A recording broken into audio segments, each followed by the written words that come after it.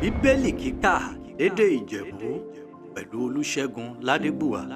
Uwe Jòhánù orí kẹjọ bẹ̀rẹ̀ láti ẹsẹ̀ kìnnẹ títí fún ìkọkànlá. Náà dénẹ́rì Jésù láyún orí òkè Olífì. Ó ra ìdí ọ̀vọ̀ ó dẹ̀yìn wá sí tẹ́ḿpìlì náàárọ̀ kùtùkùtù. Rí dédé ònìyàn bá sọ́dọ̀ rẹ̀. Ó kálẹ̀ náà ti kọ́ mọ́nẹ́kọ̀. Fọ́wọn akọ̀wé àtọmọ Farisí. Wọ́n mú ọmọbìnrin ọkàn bá sọ́dọ̀ rẹ̀. Ìyẹn ran náà wọ̀ gan ní bóun ti ń ṣe panṣágà. Náà déran dẹ́mu ródo nàgbèdè méjì. Wọ́n gbìrì Jésù ọ̀vọ̀ olùkọ́ni àná ọ̀gán obìnrin yìí ní bóun ti ń ṣe panṣágà.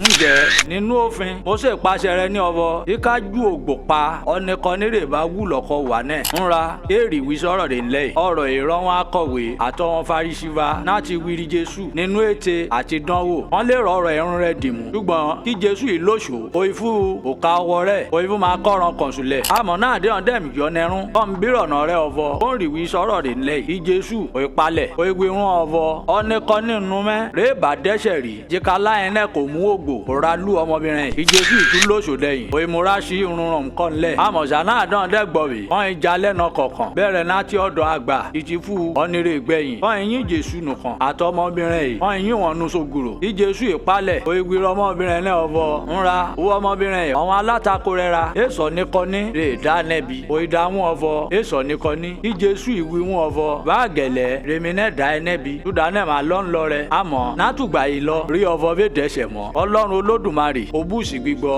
àti kíkà ọ̀rọ̀ rẹ̀. Àmín.